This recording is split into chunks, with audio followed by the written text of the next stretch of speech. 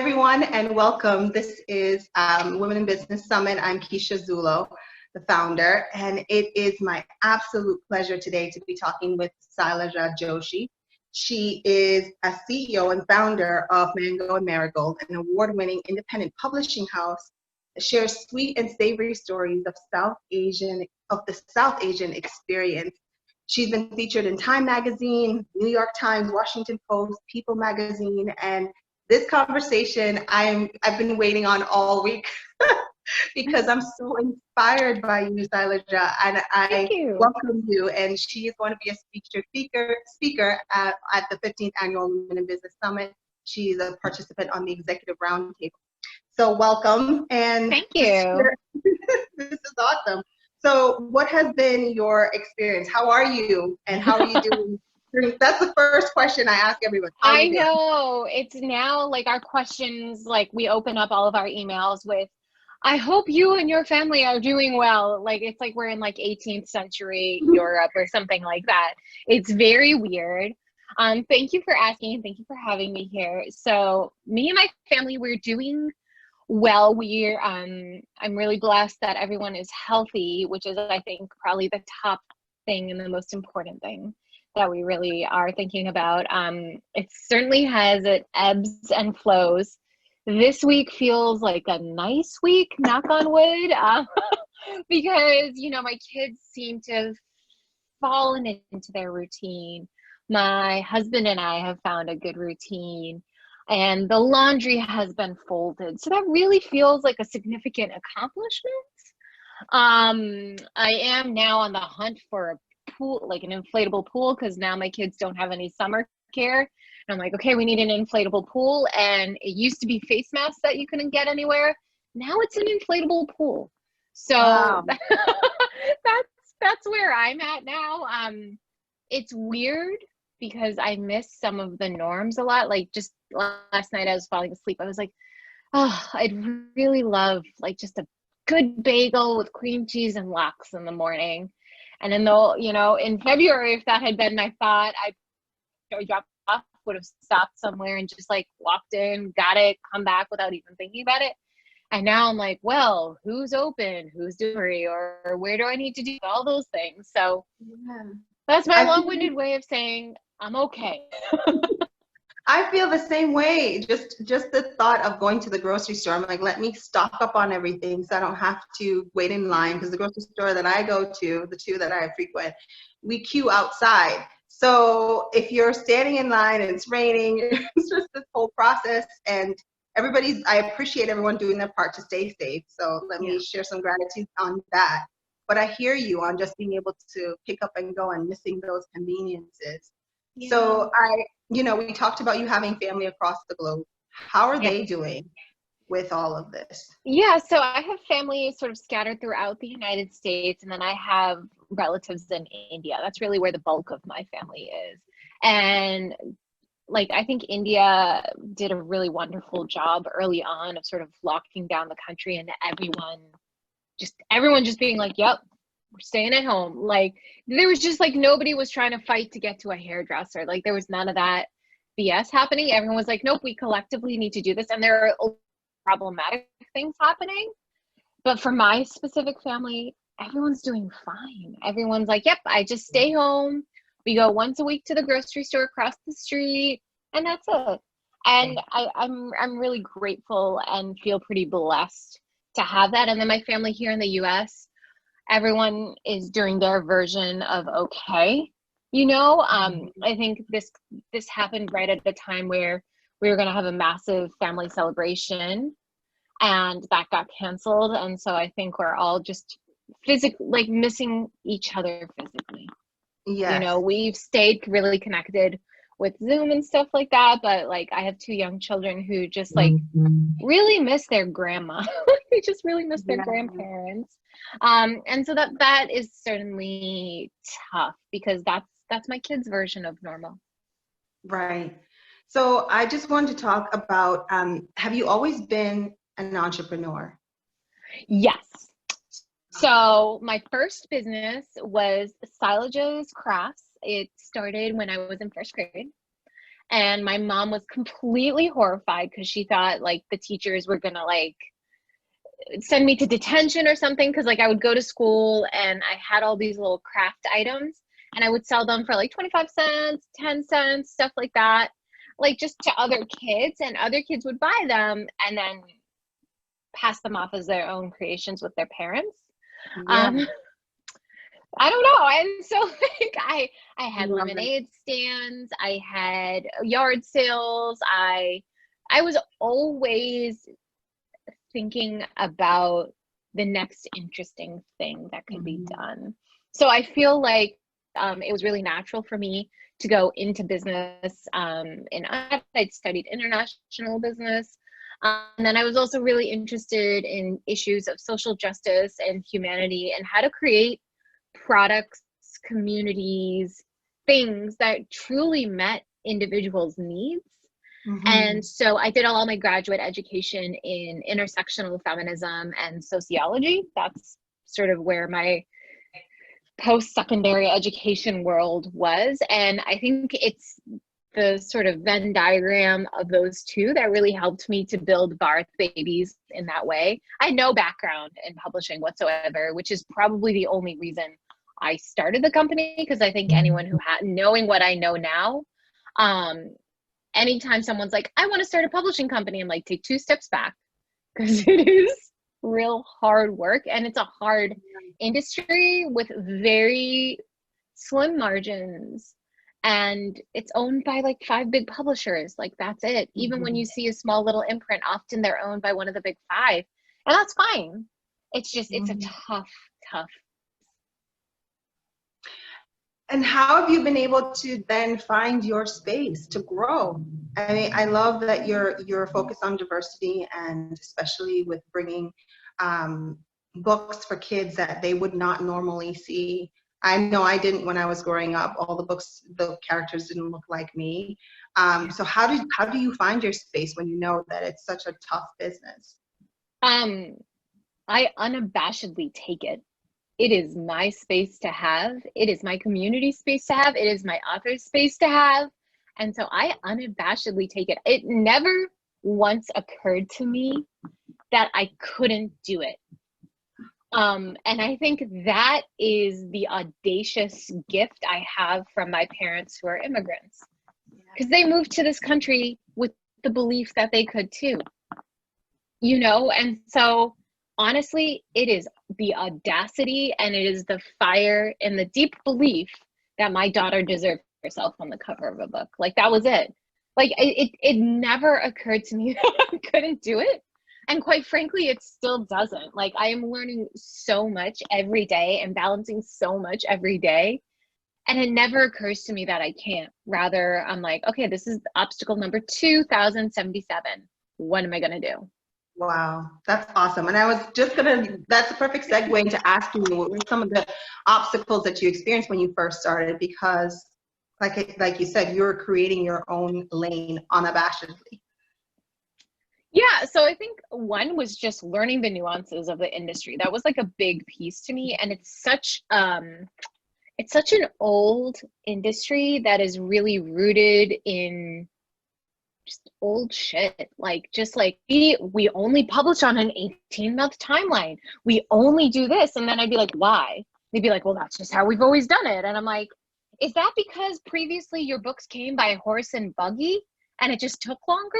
Because that's not a real reason. And sometimes that was the reason. Like, so it was just like, that's how we did it in 1890, and we just haven't updated our systems. And it just permeates. And that's that, like, my company couldn't apply for certain awards because we didn't have this X amount of lead time and all of these things. The next piece was capital. Like, nobody wants to fund being a brown woman looking for capital. That was just barrier number one. It didn't matter if I was a bio startup, didn't matter if I was a tech startup, didn't matter that I was publishing. It ain't like the people trying to find me and fund me, they were minimal. Then when I found those people, they were like, what you're doing is amazing. Your mission is amazing. This is exciting, but your industry does not have the returns to make this successful for us. The industry. So then I like mid last year, right around this time, I had gone through several rounds with an angel. Like I was getting very, very close. And finally they were just like, we have to decline you because your industry is not going to make the money. Your industry, like, it wasn't even me. And it was at that point, that was probably the lowest point I've had over the course of this time, is because I was like, nobody's going to fund me. Like, how am I going to do this? And I got, and the thing is I always get these manuscripts. I get manuscripts. I get a lot of them, and a lot of them are pure trash. And I think any editor, any publisher will tell you that. Like, they're just trash. It's fine. It's fine. Like, I get it. And I got this one, and I read it, and I was like, shit, I want to publish that. I want to be that person. And then I was like, well, but it's middle grade. I was like, it's completely different for us. And we have been talking about a long time about expanding. And I was like, that means we'll have to change our name. And we had been thinking about doing that for a long time. And then I was like, okay, I guess I'm doing it. And like, I sent this author, like, I would like to talk to you. Let's talk about this. I want to acquire your manuscript. And all of a sudden, instead of just stopping what I was doing, I was slowly building an empire, I guess. And it was just because I believe these stories deserve to take up spaces on the shelf. Yes, and that is the point. That is your point. Mission. And so I sort of unabashedly do it. And I am authentic and honest with everyone I meet. And as a result, I get back what I need. I always find that my community supports me in the times when we need it the most. And I think that's something really beautiful. And so I've sort of reconciled that the work I do with Mango and Marigold Press will be something I do for a lifetime. And that if I have to, like, I have a full-time job in addition to this that pays my bills. Like, I do this and another job. And I've reconciled that that's okay. That, like, the hustle that a lot of other entrepreneurs do to earn their salary, that was something that I can do and could do, but realized that it wasn't going to happen in the way that I wanted. So instead, I've decided to focus my energy, my efforts, and my time on making these books shine.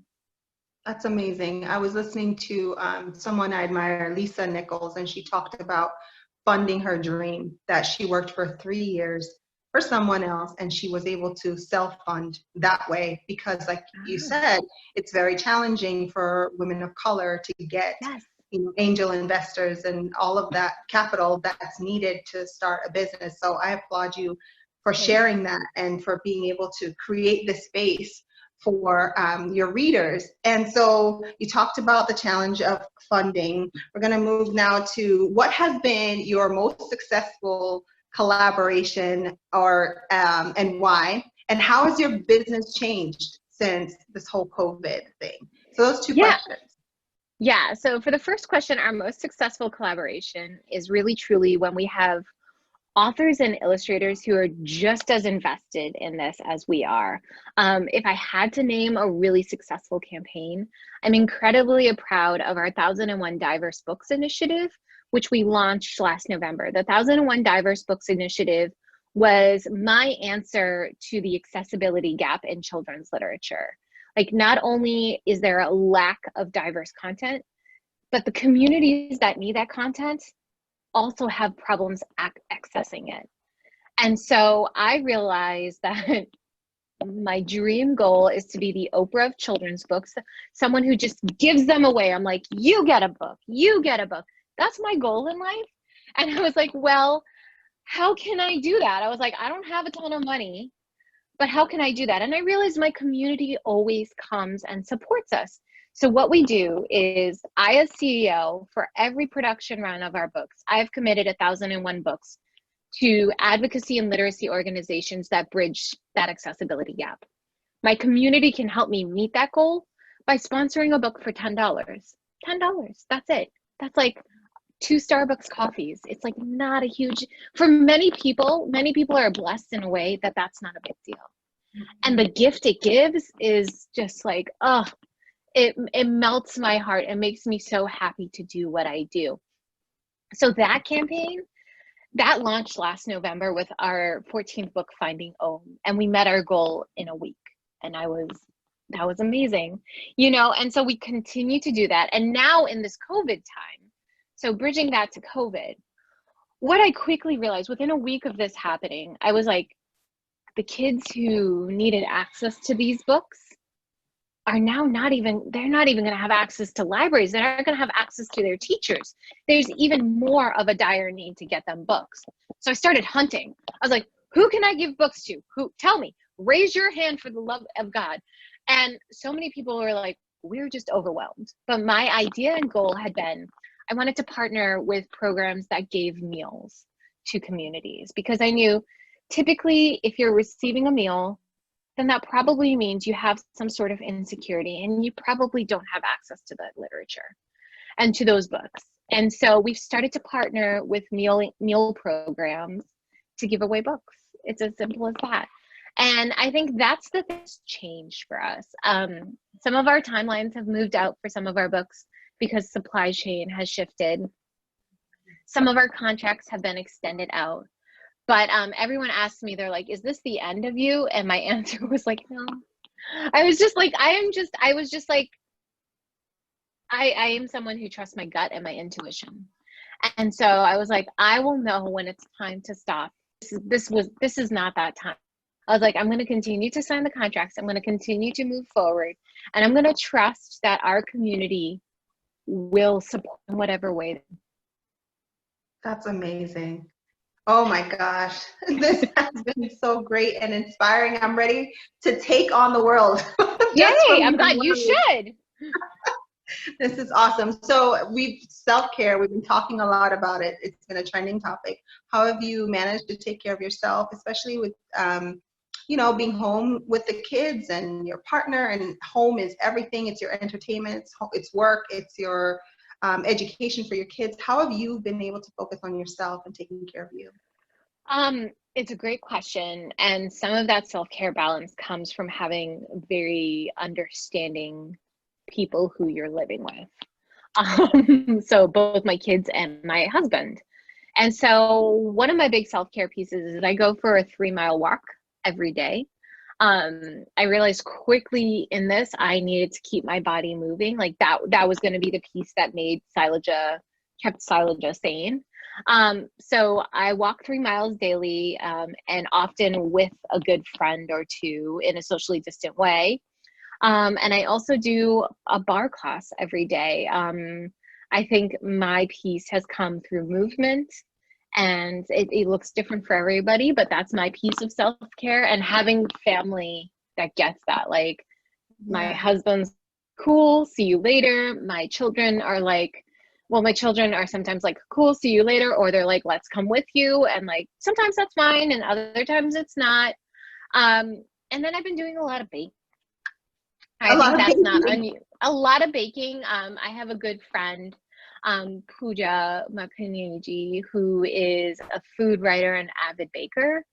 And she has been doing these Zoom baking classes every Saturday that have just been really, really lovely. And I've learned to make like really interesting, complex baking things that I love to eat and never would have learned to make normally. So that's been kind of cool. That's awesome. And so, Sailaja, where can our community connect with you? What's the best way? Yeah. And I'll definitely put it in the links. Yeah. So the best way to connect with us is via our website, mango and marigoldpress.com. It's all one word. And you can find us on Instagram under the same name. On Twitter, we're like _MMP. But I'm sure if you just type in Mango and Marigold Press, you'll be able to find us there. Signing up for our newsletter is a great way to support us. Sponsoring books is a great way to support us too. Especially if your company happens to be having a giving initiative, give to us. We will give back, and we always appreciate it. That's awesome. Well, I can't wait for our audience to hear more about you and what you do and helping them to manage through this. So thank you so much, Sailaja Joshi and Mango and Marigolds. I am super excited to get to know you. And thank you so much for this time. Thank you so much for having me. Have a great day, you guys.